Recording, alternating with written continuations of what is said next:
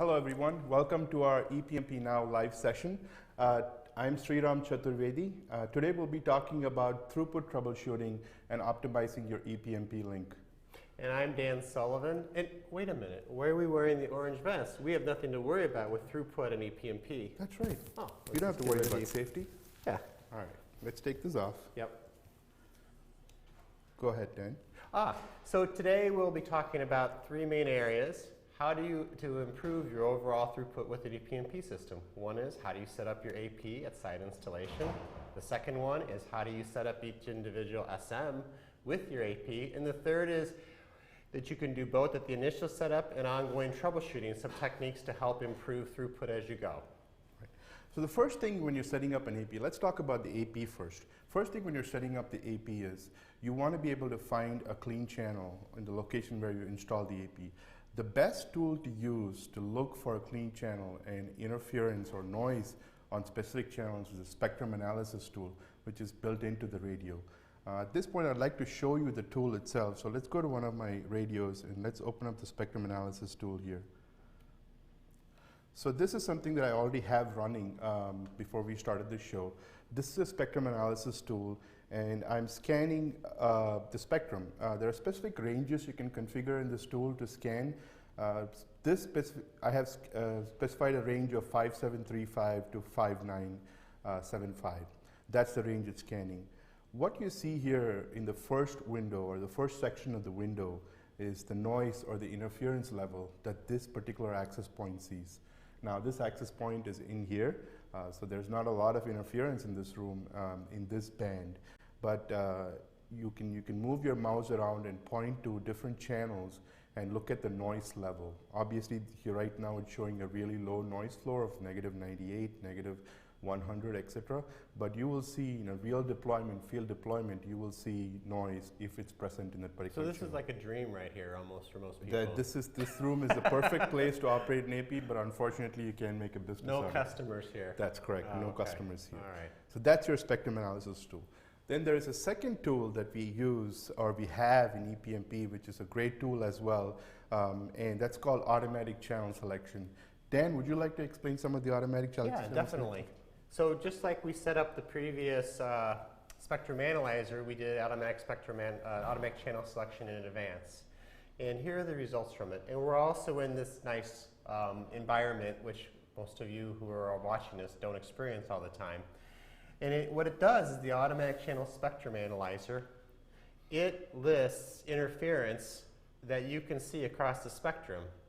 And so when the analysis is run, you can see that, oh, we do have some minor interference here on this in the 5.8 channel, a little bit in the 5.4 band, and then finally in 5.1 there's more interference here where Sri and I are at.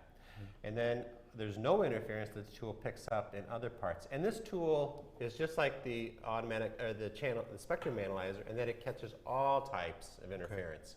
Okay. It could be an 802.11 product, it could be anything.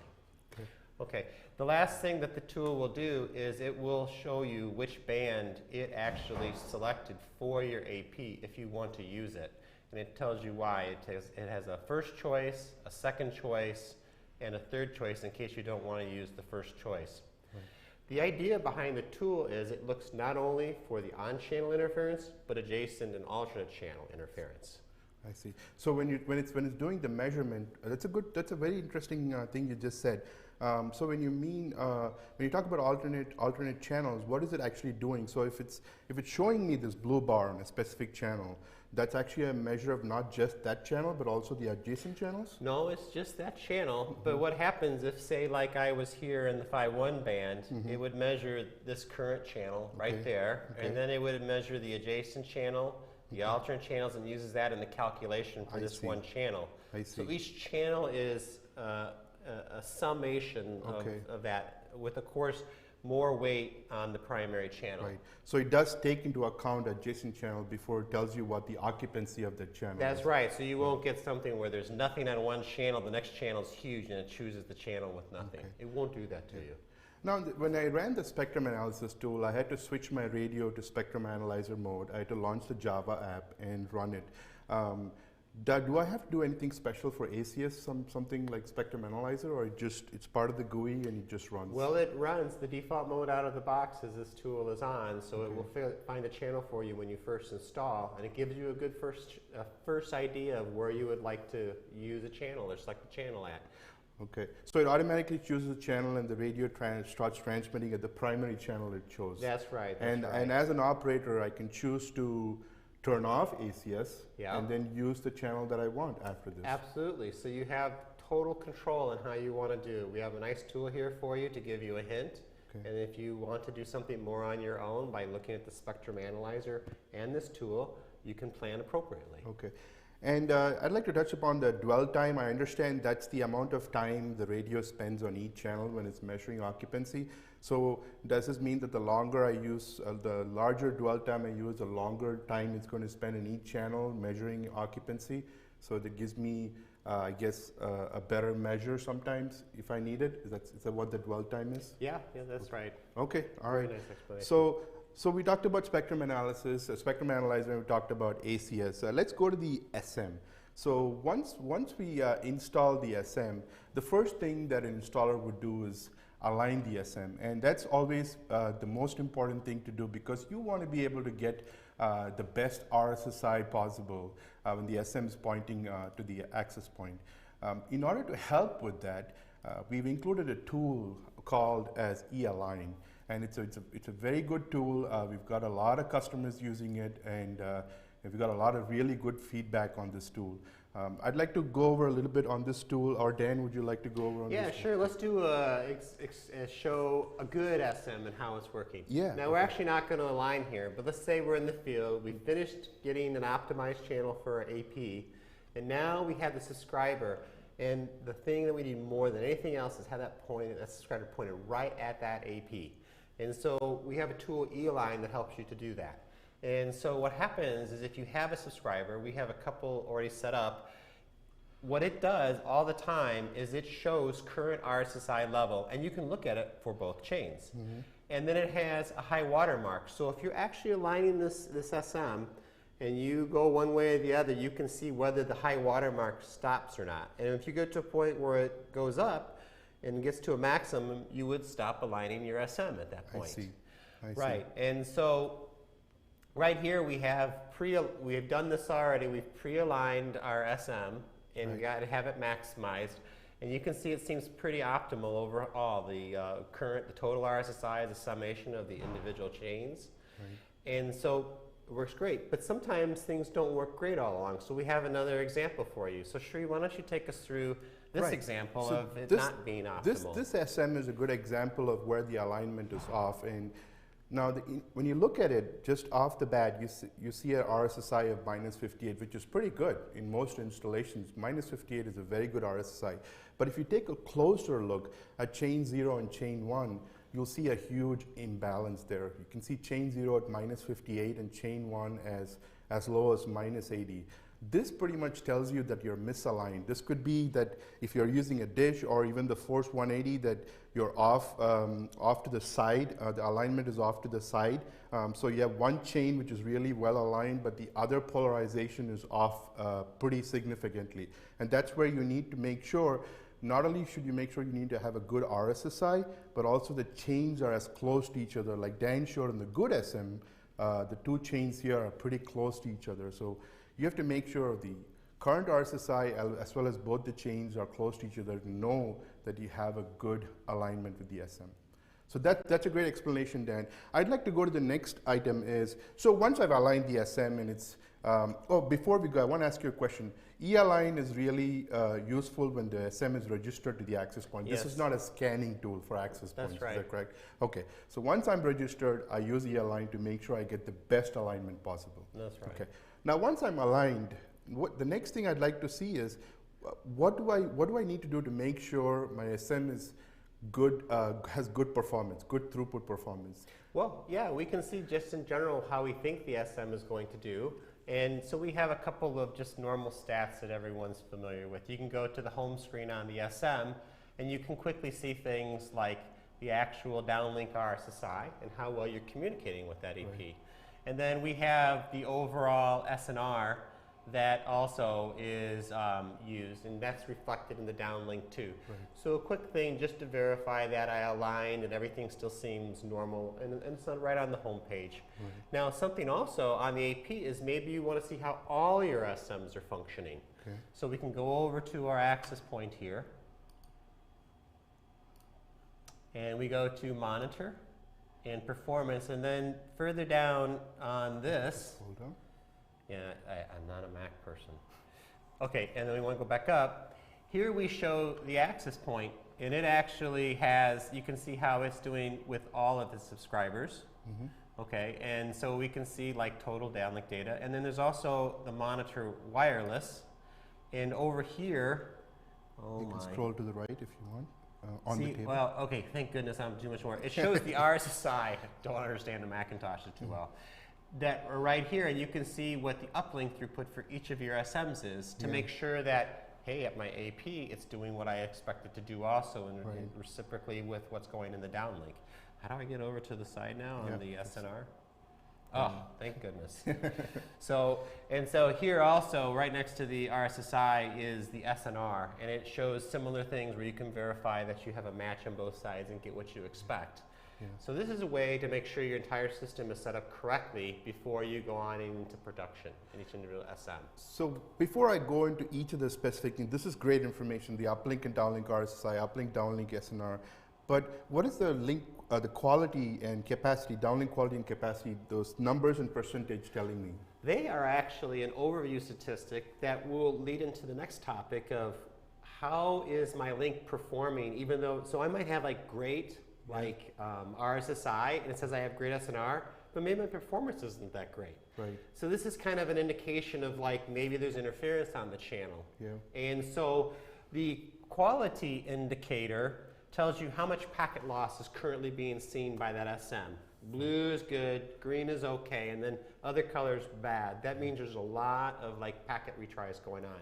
Hopefully ePMP, you don't see that hardly ever, because our algorithms are designed to go to a better MCS, or more robust MCS, if we have a problem. Right? The second one is the capacity, and that's an indicator of pretty much what MCS you're at. So you can see like what's the throughput of the system. So if you're at a high MCS, it would be blue, like 100%. If you are having to slow the link down to make it a little bit more robust to overcome items maybe like interference or a long distance, it might be a different color, like green or something like that, or yellow or red. Okay, so that's in general like tells you a health of the system, but if you see something like this, maybe you see like a capacity with like a green or yellow and red, there's some things that we can show that actually would help out, you know, debugging that. Maybe Shri, you can show us something like that. Right, sure. Like, The first thing I wanted to show actually is, once we know the RSSI, we're happy with the RSSI, and downlink quality and capacity are sufficient enough, and we're happy with it.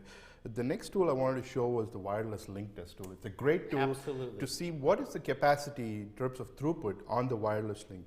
Now back to the access point, you can run a wireless link test on any of the SMs that are registered to the access point. So let me just pick the first SM. There's a registered subscriber module list, and all you have to do is click select on the subscriber you want to run it in. Subscribers are listed based on MAC address, IP address, and device name, and this hopefully will make it easy for you to identify the subscriber that you want to test. Once you select it, the MAC address is automatically populated up here, and simply choose the parameters you want for the test and click start, and that's it. And once the link test is done running, this will give you the downlink and uplink throughput and the aggregate throughput on the RF link. Is that right, Dan? Yeah, absolutely. This is not application throughput from behind the access point to below the SM. This is the RF link test throughput capacity. So I have a question for you, Shri. You've just done the wireless link test for the first time. This goes back to what I was trying to get at earlier. And you see a throughput and you go, hey, that's not as much throughput as I think that I need. Right. What would we do next to look at what might be the cause for throughput that we think should be higher for the SNR that we see that on the link? Right. So the biggest thing is, once this tool is done, you have to look at the RF link test. It looks good, but your customer is still saying, hey, I'm still having some problems with my transferring files or internet access or something. So the best tool that and many operators uses is speedtest.net. And when you run a speedtest.net test, your throughput might show lower than what you see in the RF link test. And the best way to troubleshoot that is, typically speedtest.net throughput results are affected by packet loss in one direction or both directions. And the best way to troubleshoot that is going back to the monitor performance page and looking at your packet drop right here. So for each of these, this is again on the access point. This is also available on the SM for the SM itself. But on the access point, you have a whole list of all the SMs and gives you various parameters that show you what's going on with your link. The key things that you can see are packet drops and packet capacity drops. And when you see these numbers and retransmission, these parameters tell you what is really going on with the link. Ideally, of course, you want to have these numbers as 0, but in the real world, that's not possible. So when you see those retransmission packets going up, that's when you know you got retransmissions over the wireless link. And retransmissions often are caused either by the MCS isn't robust enough. Correct. Like maybe the algorithm's trying to be too aggressive, or maybe there's interference causes the Correct. retransmission to go up. Correct. That's when I want to go back to this page again, monitor performance page, where we've got this table of downlink package per MCS and uplink package per MCS. This is a great table to look at to see how your link is performing. And typically, you want most of the packets going on the higher MCS, right. both in the downlink as well as in the uplink. But if you see a lot of packets going in, let's say, in MCS 12 or MCS 11, then you know that the link is not ideal yet in any given direction. At that point, you might even want to think about locking that side of the link to particular MCS as the max MCS. That way, you can reduce the latency as well to avoid retransmission. Something that's often seen is sometimes, is it true, Sri, that sometimes the downlink MCS will often be higher than the uplink MCS? Absolutely. And why would that be the case? Absolutely. It's because it's the MCS. MCS changes because there's packet loss, and packet loss happens because of interference, and interference impacts the receiving side. So in a downlink case, if there's interference at the SM location, that's when your downlink MCS is impacted. Mm-hmm. And likewise, in the uplink case, when there's interference at the access point, that's when your uplink MCS is. Okay. So the interference can be located at the radio location versus the entire system. And oftentimes customers will see it worse on the uplink because typically APs see more interference than the subscribers, which are hidden at the site. Correct. AP is a high site AP. Okay. You got a lot of subscribers from different sectors, or even competing systems pointing at that tower, and that's where the AP will see the. So there's a good reason that we actually did ePMP 2000 in the smart antenna, so Absolutely. we can address this specific issue Absolutely. of worse MCSs in the uplink due to interference. Correct. As you beamform to your subscribers, you're not listening to your competitor's radio or even some other tower that's blasting away your AP at the high side. Right, okay. Now there's one more thing that's a very important thing to look at in terms of, let's say, TCP throughput. Okay.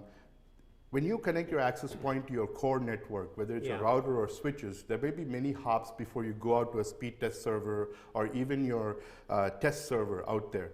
It's very important to make sure that your interfaces are all set to the same speed. And by that I mean 100 megabit per second speed or a gigabit per second speed. You mean you don't want to go on one port to be 1 gig and one port to be 100 meg? That's correct. Well, what will happen if you what did will something happen like is that? the faster, or could happen. The faster interface will get more packets than the slower interface. And it's going to try to push these packets to the slower interface, and that's going to result in a packet being dropped. So you're kidding me, some routers and switches don't have that deep buffer and they'll drop packets? They do have buffers, but as over time, the buffers get filled up and you're going to see those packet drops. So it's really important to check your interface speeds. That's a TCP killer, isn't it? That's a huge TCP killer. Wow. As TCP does not like packet loss at all. Packet loss bad. That's correct.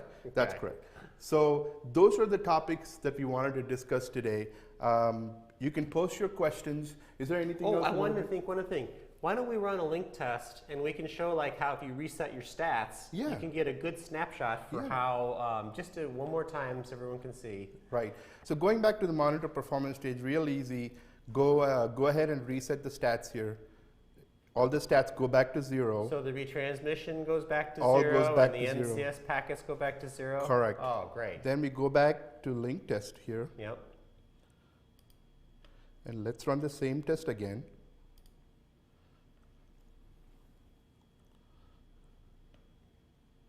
and go back to monitor performance. And what do we got now, Sri?